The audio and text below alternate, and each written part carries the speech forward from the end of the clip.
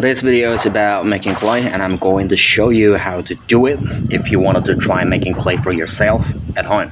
I have the soil and dirt collected in plastic bags already. If you're wondering what type of soil it is, it's nothing fancy, just regular soil, regular dirt. All soil has clay in it. The only difference is some areas got more deposits of clay, some areas less. This particular soil that I'm showing here is from a termite mound.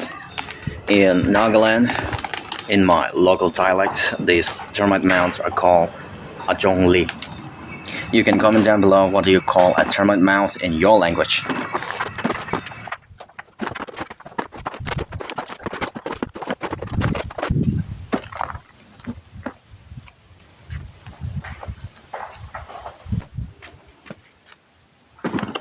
After collecting in the bucket, now it's time to fill in the water, filling it fully to the brim.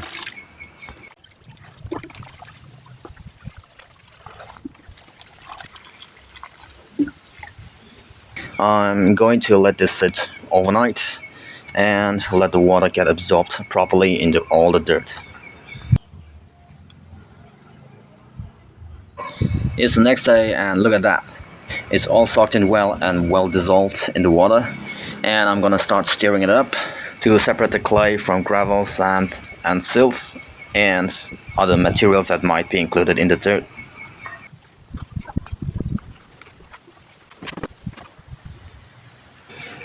Here's what's going on when the mixture starts to settle down, and this is what we're looking for.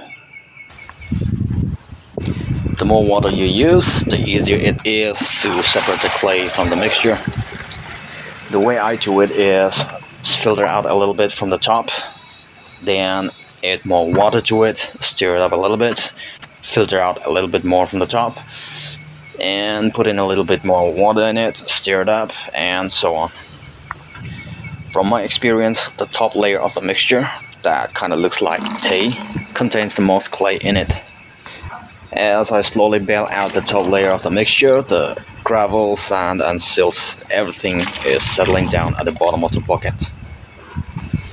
I want to show the color difference in identifying where the clay is. The top layer of the mixture, that's light brown, that's where the clay is, and at the bottom you can see the darker slurry, that is the sand and gravel. For today's video, I'm only going to do one bucket, and rest of the mixture I'll filter out later on. Now this bucket has only the clay in it. The step that I just did was removing the clay water from the sand and gravel. Now the water in this bucket has only clay in it, and I'm going to let it settle down.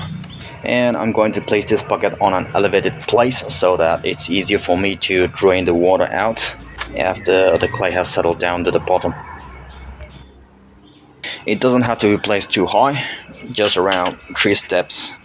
That's going to do just fine. And I'm going to let this sit overnight again to let the clay settle down to the bottom completely.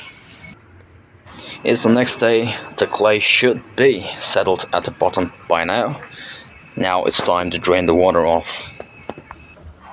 To do that, I'm going to use a pipe by way of a method called siphoning, which is transfer of liquid from a higher position to a lower position. But of course, you know it and I don't have to explain it more.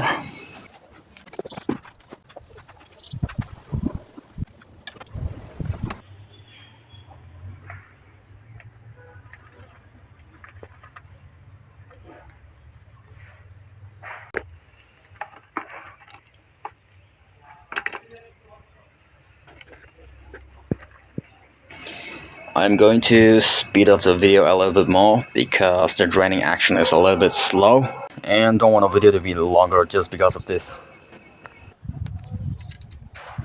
After the water has completely drained, what's left at the bottom is pure clay.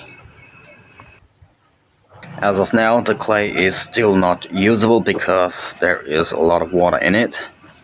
So the next step is to separate the water as much as I can from the clay. And for that, I'm going to use another bucket and a piece of cloth. Any piece of cloth or a rag will do just fine, but I found out that cotton cloth works the best.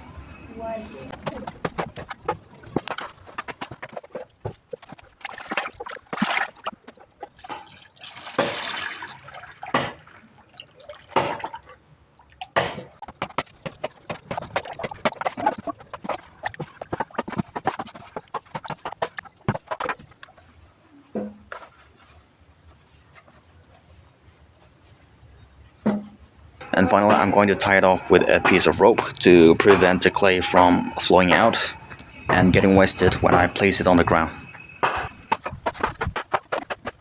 The ground acts as a natural moisture absorbing material and it's going to pull out all the water from the clay. And once again, I'm going to let it sit overnight to fully drain the water out. The following day, it's time to check our clay.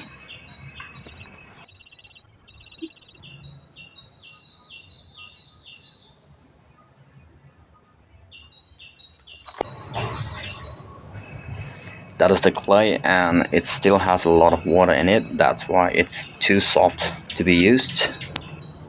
But the quality is excellent. As you can see here, it's very sticky and no trace of other material except for the clay itself.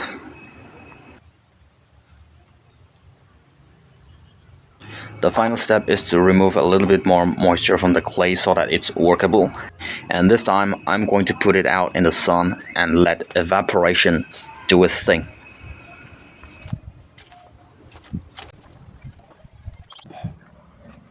By evening it's pretty much close to drying and the consistency is just perfect.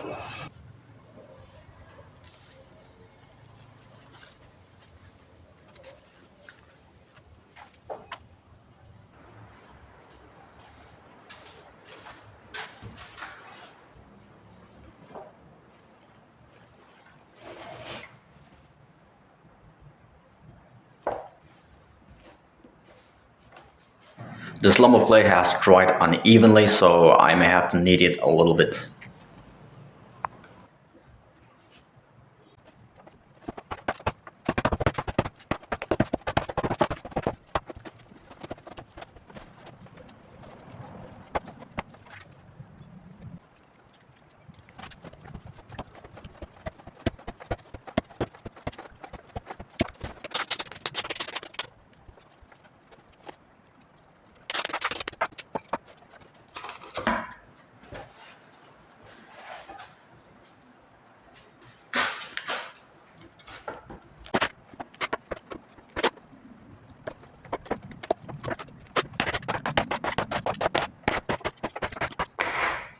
It's done, so now it's time to check the quality and consistency of this lump of clay.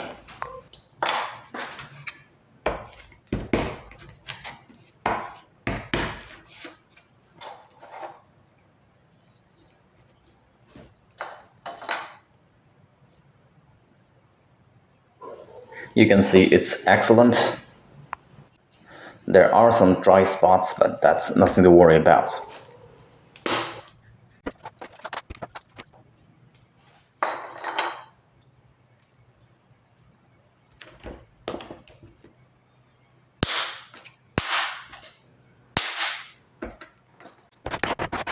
Now it's time to do a ring test, just to prove that it's good quality clay.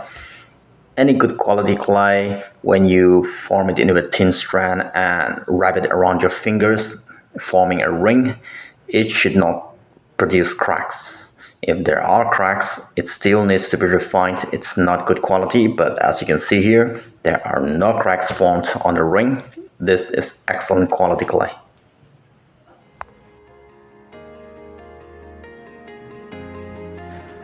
There we have it, a lump of clay made at home, perfect for arts and crafts, DIY pottery and sculpting, etc.